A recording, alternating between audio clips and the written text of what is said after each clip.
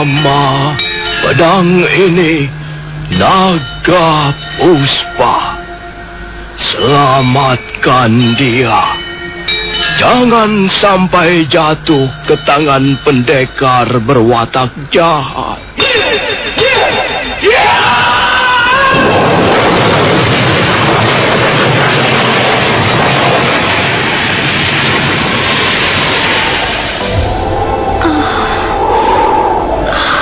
Kakang Kamandanu,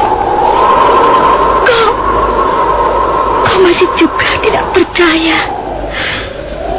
bahwa aku mencintaimu. Mesin, maafkan aku, Mesin. Mesin. Mesin!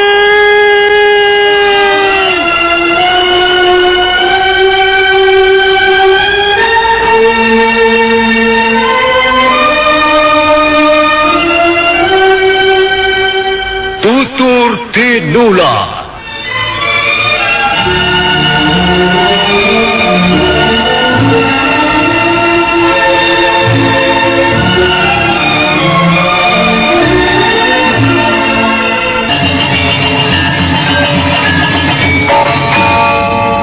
Sandiwara ini didukung oleh pemain-pemain radio yang sudah ternama. Ferry Fadli, Yvonne Rose, dan Eli Ermawati.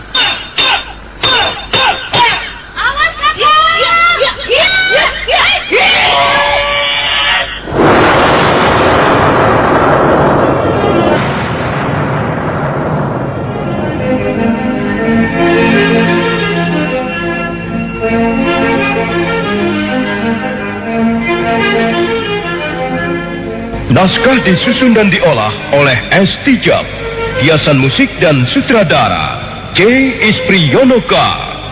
Kali ini mengetengahkan episode ke-7 dengan judul Mata Air di Tanah Gersang.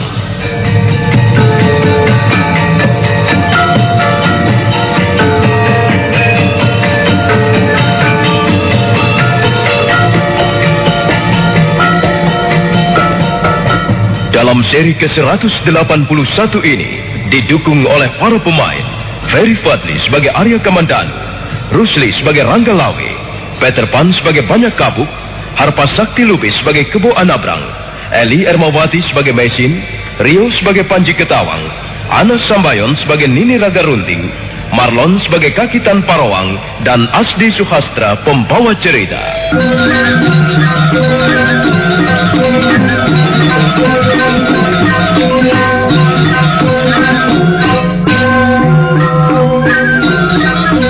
Empu Bajil dan kaki tangannya pergi meninggalkan Bukit Karang Putih. Derap kaki kuda mereka telah lenyap bersama angin yang menyapu daerah yang berbukit-bukit. Arya Kamandanu merasa beruntung dan bersyukur. Orang-orang bercadar hitam itu telah menyelamatkan jiwanya. Dia memang sedikit terluka. Dadanya merasa agak sesak. Pimpinan orang-orang bercadar itu yang ternyata adalah Rangga Lawe menawarkan agar Arya Kamandanu mau kembali ke Majapahit. Dengan halus Arya Kamandanu menolak tawaran itu. Terima kasih Gusti Rangga Lawe. Gusti telah menyelamatkan jiwa hamba. Kukira kau terluka, Kamandanu. Sebaiknya kau kembali ke Majapahit dulu. Dan kukira luka-lukamu itu perlu dirawat dengan baik, Kamandanu. Terima kasih Gusti.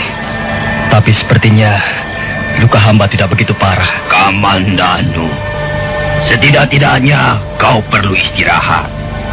Ayolah kembali ke Majapahit bersama kami. Iya, benar.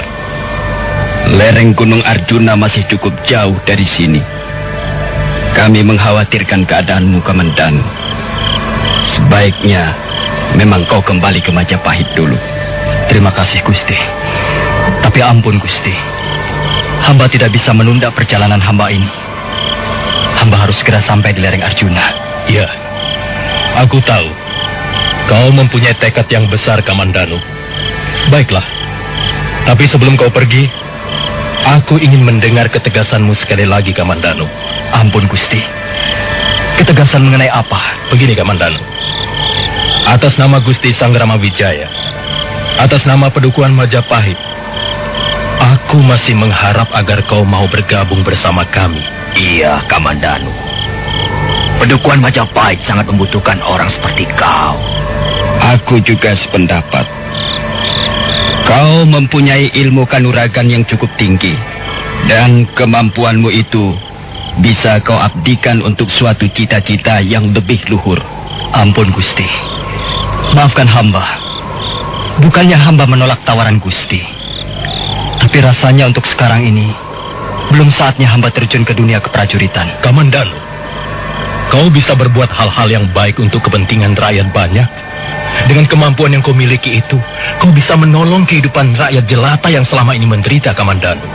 Benar, Kamandanu.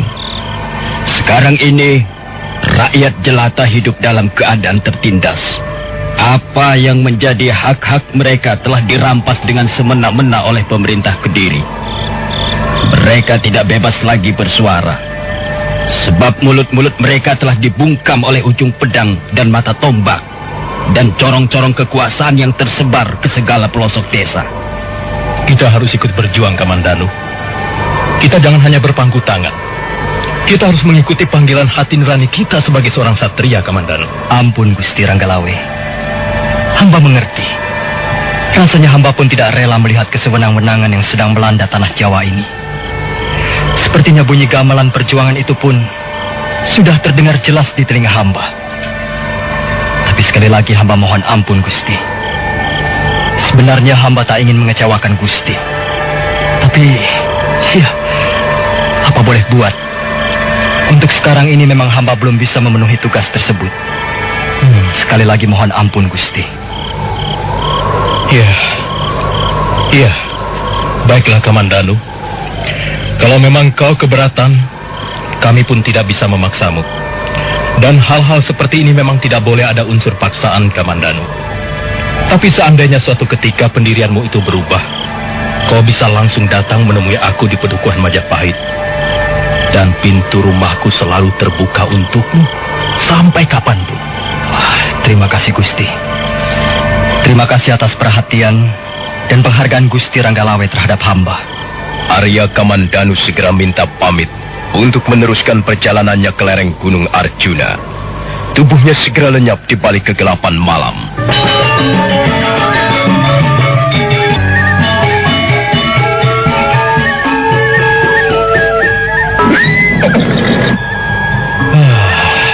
Sayang sekali. Mestinya laki-laki seperti dia itu bisa berbuat banyak untuk membantu kita ini. Iya. Agaknya dia memang sedang mengalami suatu persoalan yang cukup berat, Adi Ranggalawe. Benar, Kakang Banyak Kapuk. Mudah-mudahan saja dia segera bisa menyelesaikan persoalan pribadinya itu. Kukira dia seorang laki-laki yang bertanggung jawab, Kakang Ranggalawe. Iya. Aku pun berpendapat begitu, Adik Kebo Analbrang. Tapi sudahlah, lebih baik kita segera kembali ke Majapahit. Dan kukira paling tidak malam ini Empu Bajil dan kaki tangannya tidak akan mengganggu dia lagi di jalanan.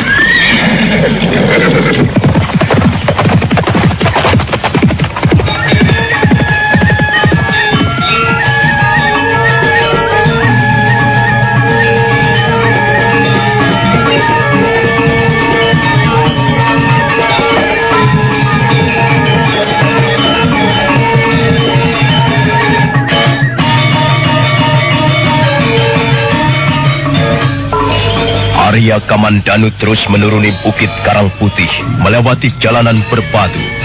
Suasana malam sangat lengang. Mendadak terdengar ringkik kuda di kejauhan.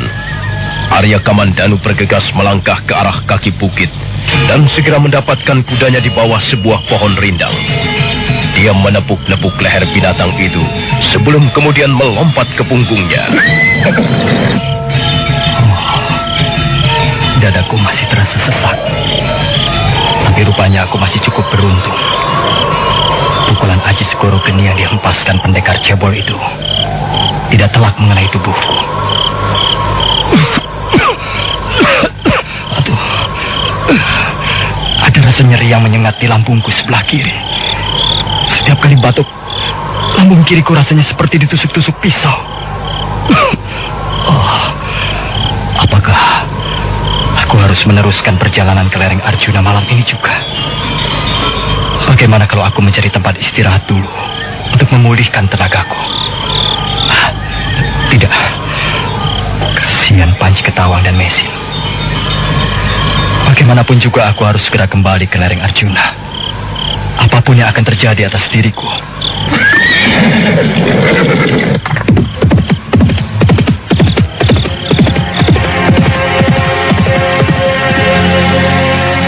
Kuda yang ditunggangi Arya Kamandanu berlari kencang menembus kepekatan malam. Suara kakinya yang menderap di atas jalanan berbatu bergema dipantulkan oleh bukit-bukit di sekitarnya.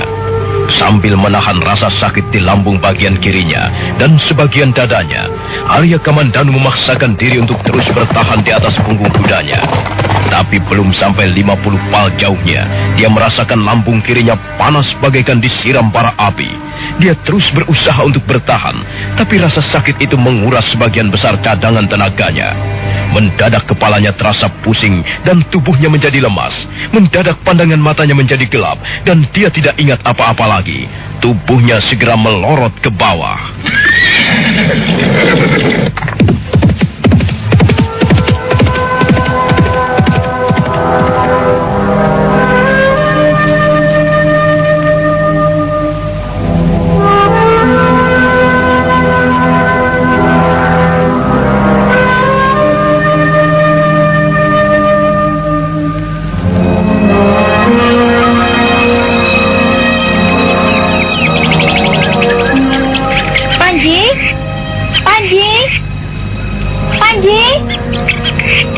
Panji, di mana kau?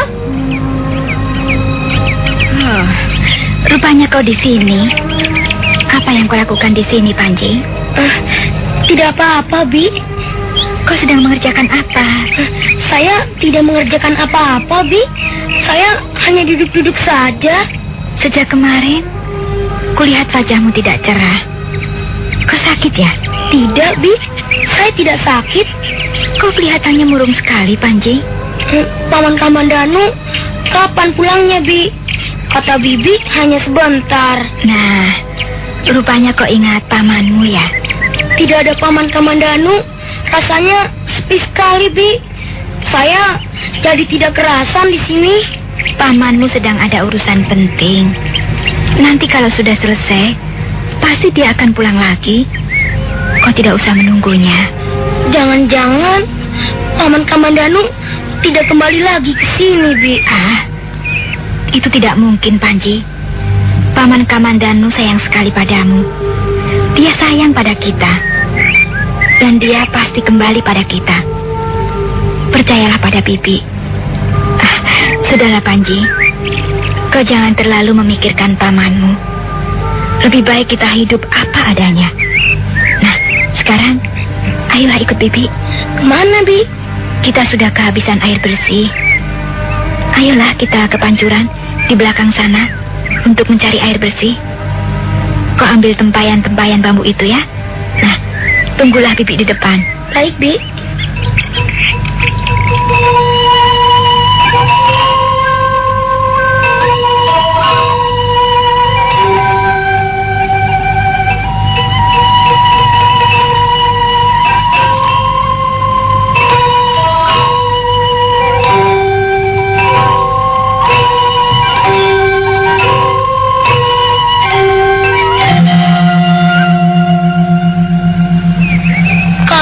Misalnya, Paman Kamandanu tidak kembali lagi. Bagaimana, Bi? Aduh, Panji. Kau masih juga memikirkan pamanmu? Saya agak takut, Bi, tinggal di tempat seperti ini. Kalau ada Paman Kamandanu, saya tidak begitu takut. Paman Kamandanu pintar sekali olah kanuragan.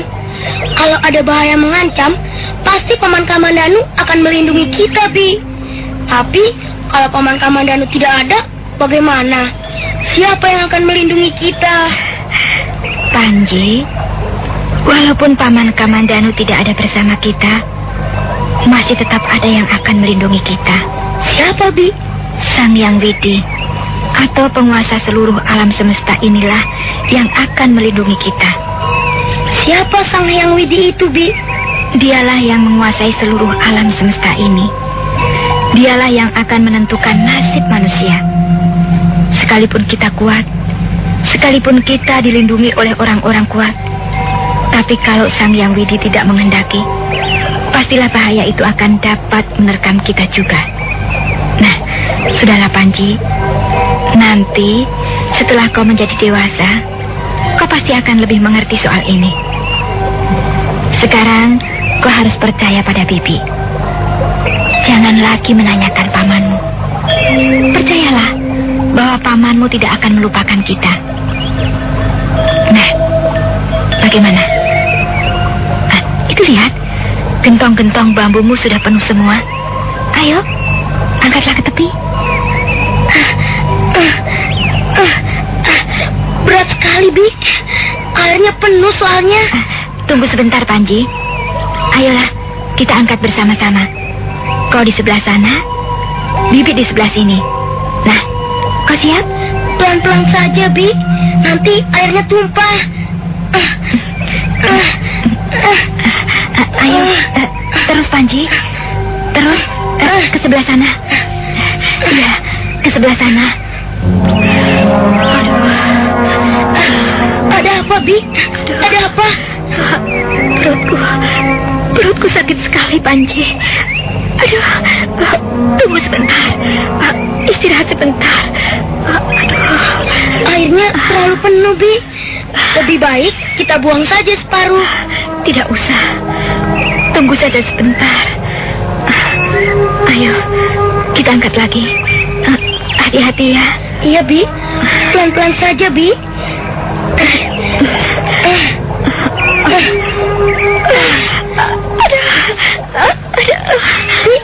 Bi, ada apa, Bi? Aduh.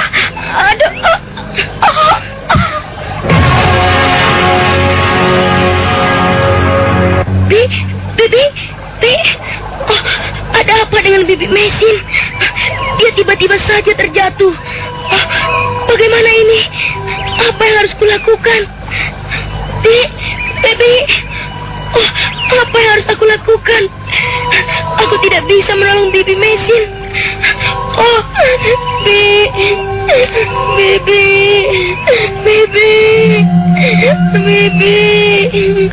Tubuh Mesin tersungkur di atas rumput, di depan pancuran yang terus-menerus mengalirkan air pegunungan yang jernih.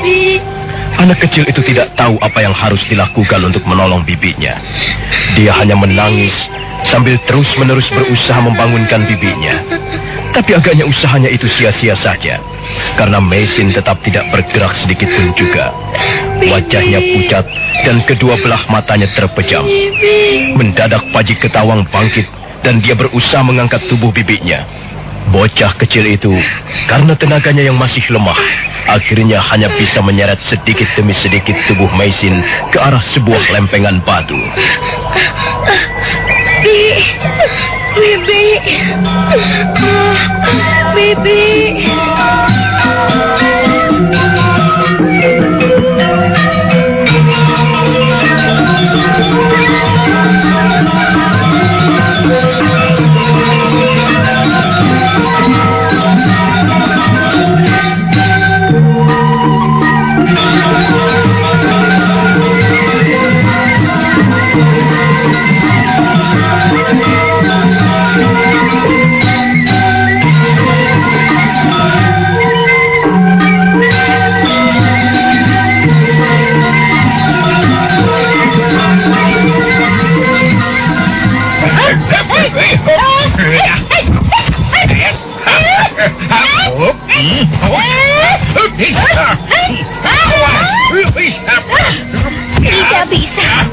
Tidak bisa. Pendapatmu itu tidak punya alasan yang kuat. Bagaimana kau bisa mengatakan bahwa sumber malapetaka di dunia ini adalah kaum wanita? Sudah banyak buktinya, banyak. Dimanapun juga kaum wanita terkenal sebagai tukang menggoda laki-laki. dengan senyumannya, dengan lenggak-lenggok dan gayanya, dengan kerlingan matanya, wah, dengan itu ucapan-ucapan yang manis. Pokoknya semua yang dimiliki wanita itulah yang dijadikan alat menggoda kaum laki-laki. Wah. Dengar, sapi ompong. Apa-apa? Kalau seorang wanita menggoda laki-laki, itu hanya karena dia mendambakan seberkas cinta. Tahu? Kadangkala seorang wanita mengorbankan segala miliknya untuk memperoleh seberkas cinta yang didambakan seumur hidupnya. Dan untuk itu, dia berani mempertaruhkan segala-galanya. Dia berani mengorbankan segala-galanya. Tapi apa yang kemudian diperoleh dari seorang laki-laki? Apa-apa? Kekecewaan, sakit hati, derita berkepanjangan, harapan yang sia-sia, dan kesepian yang merenggut jiwa. Nah, itulah upah kesetiaan yang diberikan oleh seorang wanita kepada laki-laki. Kambing peot. Kau ini bukan seorang hakim. Kau bukan seorang penghulu keadilan, bukan. Kau jangan memutuskan suatu perkara dengan berat sebelah, tidak boleh. Berat sebelah bagaimana? Dengar ya, Nenek Raga Runting. Laki-laki adalah lambang keperkasaan. Laki-laki adalah lambang jiwa seorang satria. Ngawur, bicaramu ngawur. Apanya ngawur? Dunia ini justru menjadi rusak dan binasa karena kaum laki-laki. Mereka itu tidak setia. Mereka menganggap derajatnya lebih unggul dibanding kaum wanita.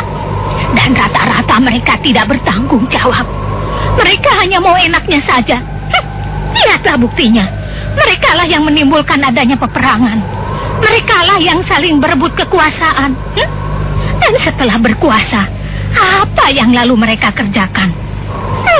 Mereka hidup bermewah-mewah dengan dikelilingi banyak wanita untuk pemuas nafsu kebinatangan mereka. Itu hanya sebagian kecil. Tidak semua laki-laki seperti itu, tidak. Sapi ompong, kalau misalnya kau mendapat kesempatan untuk menjadi seorang penguasa, kau pun pasti akan berbuat seperti mereka itu. Aku tahu persis watak dan perangaimu, kaki tanpa rowang. Kau pun sama busuknya dengan laki-laki yang lain. Aduh. Kalau aku busuk, lalu bagaimana dengan kau sendiri? Bagaimana? Apakah kau masih merasa bahwa dirimu adalah seorang remaja yang cantik jelita dan berbau harum? Kurang ajar, sapi ompong tidak tahu diri. Rasakan pukulanku ini.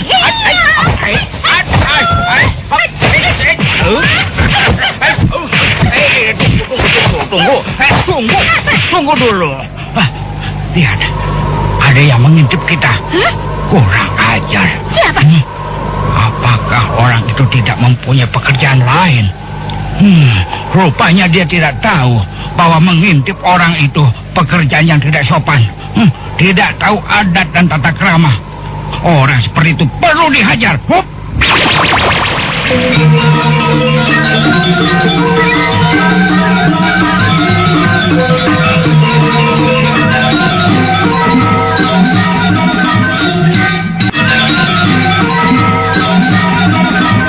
Kaki tanpa rowang tidak senang ada orang mengintip dari balik semak belukar. Pendekar tua itu melompat sambil bersungut-sungut. Nini Raga Runting juga merasa tidak senang ada orang menguping pembicaraan mereka. Wanita tua yang juga seorang pendekar tangguh itu buru-buru mengurungkan serangannya. Tunggu dulu kambing peot. Wah, rupanya ada orang yang mengintip dan menguping pembicaraan kita. Aku pun tidak senang melihat orang yang tidak sopan. Ayo, mari kita tanya apa maunya. Kurang ajar dia. Lihat.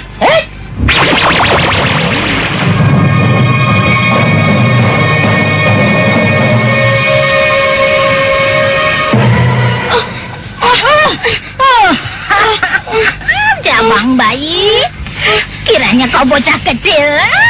Aduh. Untung aku tidak segera memukul kepalamu yang masih lembut seperti anak tikus itu. Aduh. Apa yang kau lakukan di sini? Apa? Ampun, Nek. Ampun, Kek. Iya. Bibi Mesin. Hah? Bibi Mesin. Ada apa dengan Bibi Mesin? Bicara yang jelas. Ada apa dengan bibi mesinmu itu? Apakah gubukmu diseruduk sapi liar? Apakah ada seekor ular yang mengganggu kalian? Cepat katakan, ayo. Bibi Mesin jatuh ketika kami sedang mencari air bersih di pancuran. Tiba-tiba Bibi Mesin terjatuh, Kek. Iya, Nek. Terus. Bibi Mesin terjatuh dan tidak bergerak-gerak lagi. Aduh, celaka. Kita harus segera menolongnya. Ayo cepat, kita harus menolongnya. Ayo.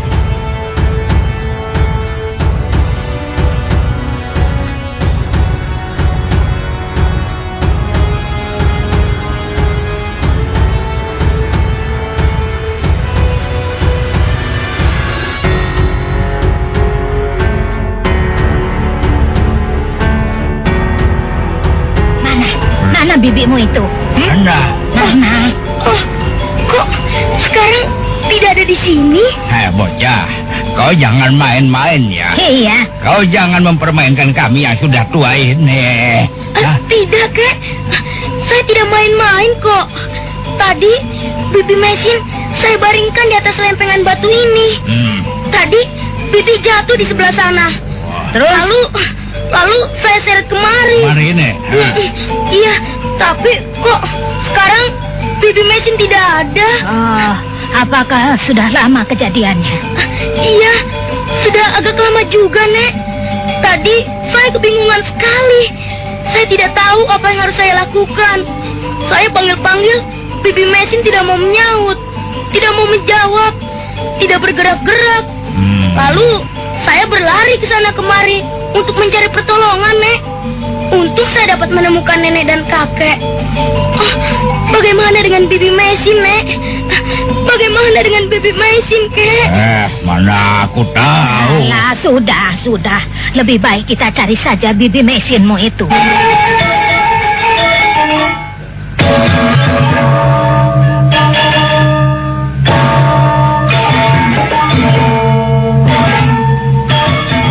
Nini, Raga Runting, dan Kaki Tanpa Roang segera mencari Mesin. Pertama kali mereka mencari di sekitar pancuran. Mereka memeriksa semak-semak belukar yang tumbuh tidak beraturan di sekitar tempat itu. Sekali waktu mereka menengok ke arah celah-celah tebing yang sempit. Selanjutnya mereka menyusuri selokan kecil yang mengalir ke arah selatan. Makin lama mereka semakin mendekati gubuk tempat tinggal Arya Kamandanu. Mendadak Panji Ketawang berteriak nyaring.